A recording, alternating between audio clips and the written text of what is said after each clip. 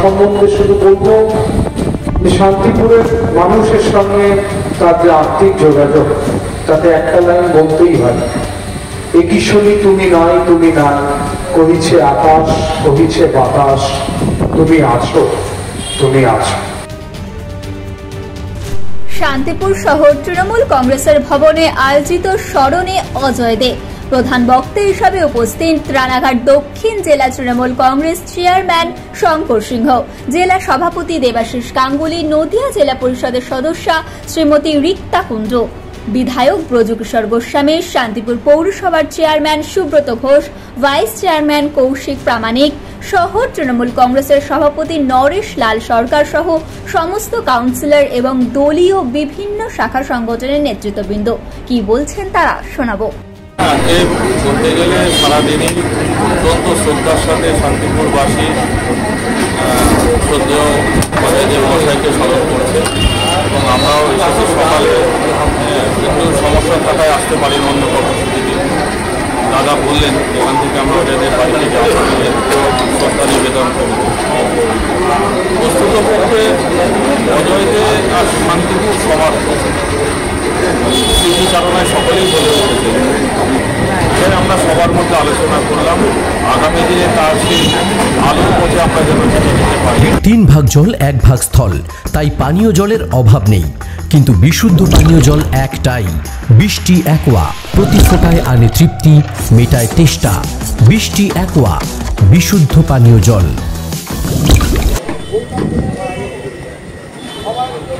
দেখুন, আমার শুধু বারবার একটা কথাই মনে পড়ে, দীর্ঘদিন রাজনীতি চলার পথে অজয়দার কাছে আমরা নেত্রী নয়, একজন রাজনৈতিক কর্মী বলুন যাই বলুন, সেই হিসাবে উনি সকলকে যে শ্রদ্ধাটা করতেন, যে ভালোবাসাটা দিতেন, সেই সম্মানটা কিন্তু পাওয়া কঠিন এবং সেই নেতৃত্ব আগামী দিনে শান্তিপুরে কতটা আমাদের কাছে আমরা পাবো বা কি করতে পারবো সেটা আমি এখনো বলতে পারি না।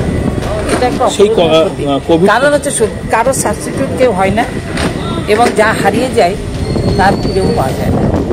আমরা যখন কিছু হারিয়েছি, শান্তিপুরের মানুষও অনেক কিছু হারিয়েছে, সেটা আমরা ফিরে সম্পূর্ণ নিশ্চয়ই পাবো না। আমরা চেষ্টা করব যাতে শান্তিপুরের মানুষের কাছে তার যে চিন্তা ভাবনা ছিল, তার যে চাহিদা ছিল, শান্তিপুরের মানুষের প্রতি তার যে শ্রদ্ধা ভালোবাসা, এলাকার নিজের মতন করে দেখা, নিজের ঘর মনে করা, সেইটাকে আমরা চেষ্টা করব। ওনার এই মানসিকতাকে আমরা সম্মান জানিয়ে সেইভাবে আগামী দিনে শান্তিপুর থাকবো। একটা কথা বারবার উঠে আসছে যে সেই সময় আমরা হয়তো অতটা বুঝিনি, আর পরে বুঝেছি। এটা কি আপনারও মনে হচ্ছে যে এই কথাটা বারে বারে শান্তিপুরের বিভিন্ন জায়গায় আলোচিত হচ্ছে? হ্যাঁ, এটা আলোচিত হচ্ছে, এটা আমরাও উপলব্ধি করছি।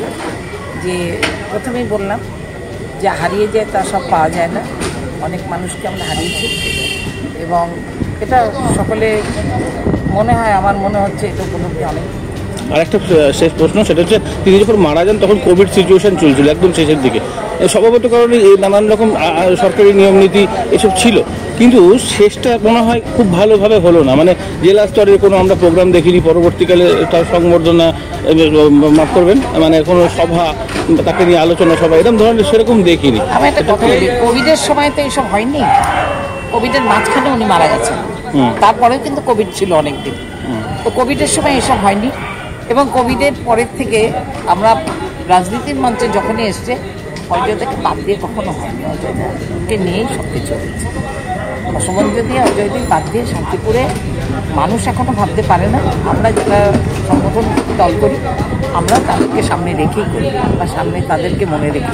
আজকে সারাটা দিন সকাল থেকে রাজনৈতিক তো বটেই, অরাজনৈতিক এবং কি স্বেচ্ছাসেবী সংগঠন এরাও আয়োজন করেছেন বিভিন্ন স্মরণসভায়। তাতে কি মনে হচ্ছে আর একবার সকলের মেলবন্ধন হলো ওনার জন্য? আমি এটা দেখুন, এটা শ্রদ্ধা মানুষের, ভালোবাসা মানুষের, ভালোবাসা মানুষ যত দিন যাবে তত মানুষকে বুঝবে, যত বুঝবে তত বেশি ভালোবাসাটা হবে। মানুষ আজকে বুঝতে পারছে তার অপূরণীয় ক্ষতিটা হয়েছে, সেটা বুঝতে পারছে, তাদের মনে ব্যথা লাগছে, তাই তো তারা তার স্মরণ হচ্ছে না। মানুষ কষ্ট পেয়েছে, ব্যথা পেয়েছে, তাই তার স্মরণ সভার মধ্যে দিয়ে একটুখানি শান্তির সন্ধান করছে বা তার সান্নিধ্য মানে তার কথাগুলো মনে করছে। এটাই আমাদের একটা, এই যে আজকে স্মরণ সভা কি, এটা আমাদের খুশি যে আমরা তাকে স্মরণ করতে পারছি, তার কথা বলতে পারছি, আজকের দিনটা সারাটা দিন তার কথা ভাবতে পারছি কিনা, এটাই আমাদের পাওনা।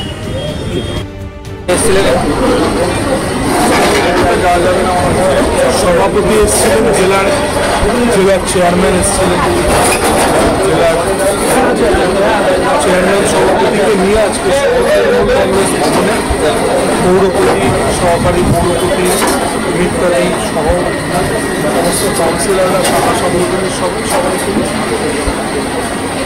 মানে আজকের দিনে কি আরো বেশি ঐক্যবদ্ধ হওয়া গেল, মানে সকলে এক জায়গায় কখনো? দেখুন, ঐক্যবদ্ধ হওয়া বা না হওয়ার বড় কথা হচ্ছে সামনে দেখতেছে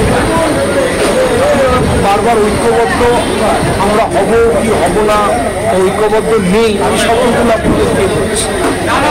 আমাদের পুরো জেলার ফলাফল যেটা আমি শুনতে চাই খুব খারাপ হচ্ছে, তাহলে আমরা কি কেউ ঐক্যবদ্ধ নই? ঐক্যবদ্ধ হওয়া বা না হওয়া, আমরা সবাই রাজনৈতিক কর্মী, দলের নাম তৃণমূল কংগ্রেস, ব্যক্তির নাম মমতা বন্দ্যোপাধ্যায়, নেতার নাম অভিষেক বন্দ্যোপাধ্যায়, আমরা সবাই লড়াই। আজকের দিনে সবাই বিশেষ করে রাজনৈতিক দলের শান্তিপুর সমস্ত স্তরের মানুষের অর্জন হয়েছিল। কর্মকাণ্ড শান্তিপুর মানুষকে সবসময় অনুপ্রেরণা জুগিয়েছে।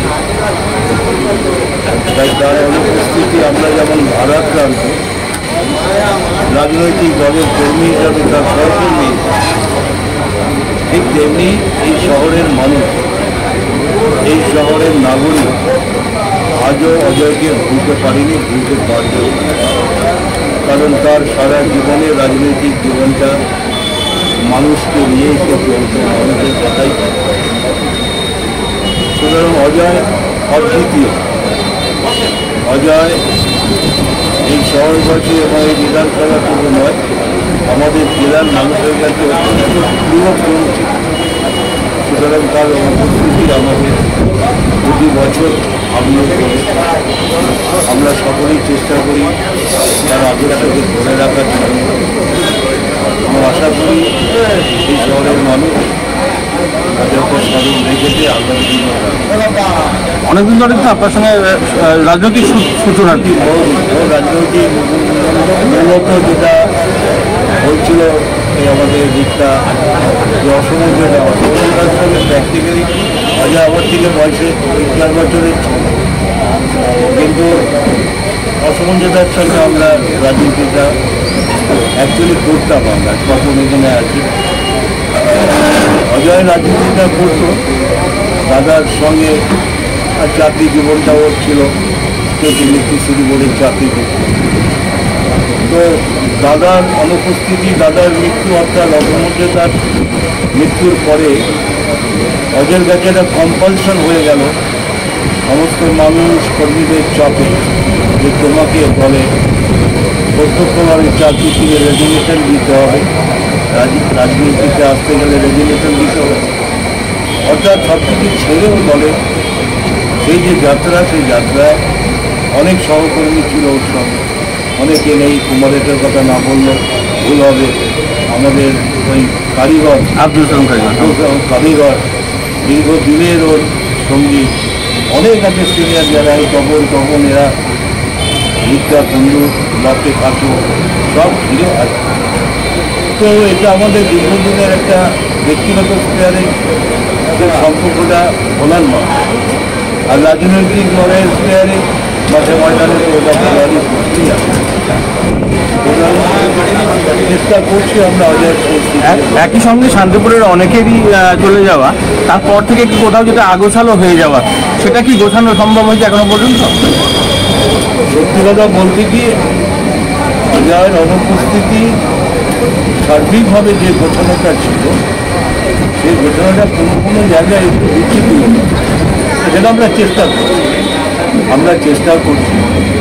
কারণ একটা মানুষের একটা বটগাছ যখন উঠে চলে যায়, তখন স্বাভাবিকভাবে আশেপাশে কিছু ঘর বাড়ি তো ভাঙি, চেষ্টা করছি, আমাদের চেষ্টা করছে, দল চেষ্টা করছে। নদিয়ার সবথেকে বড় English medium school JRS public school প্রায় 35 বিঘা জমির ওপর গড়ে উঠেছে বিশাল ক্যাম্পাস। নার্সারি থেকে শুরু করে উচ্চ মাধ্যমিক, ITI college, law college, B Ed college ভর্তি চলছে জেআরএস পাবলিক। ব্যালকনি বা সিঁড়ির রেলিং, মডিউলার কিচেন বা ড্রয়িং রুম, এক কথায় আপনার স্বপ্নের বাড়িকে করে তুলুন আরো সুন্দর। Chakdah ply centre, gorgeous look বা কোয়ালিটি সবে 3 number 1 Chakdah ply centre. Chakdah ply centre, KBM, Chakdah, Nadia. আপনি কোথায় ইনভেস্ট করবেন, কেন করবেন, বুঝতে পারছেন না তো? সঠিক গাইডলাইন পেতে আজই আসুন নদিয়ার চাকদাতে নিবেদিতা প্রাইভেট লিমিটেডে।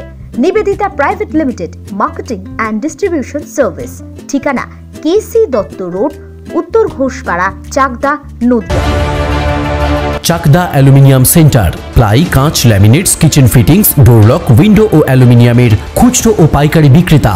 চাকদা অ্যালুমিনিয়াম সেন্টার, পূর্বলালপুর 50 নম্বর রেলগেটের পাশে, চাকদা, নদিয়া। হোমওয়ার্কটা করেছো? হ্যাঁ স্যার। এ বাবা, ভুল করেছো কেন? চোখে কেমন ঝাপসা দেখছি, লিখতে আর পড়তে খুব সমস্যা হচ্ছে।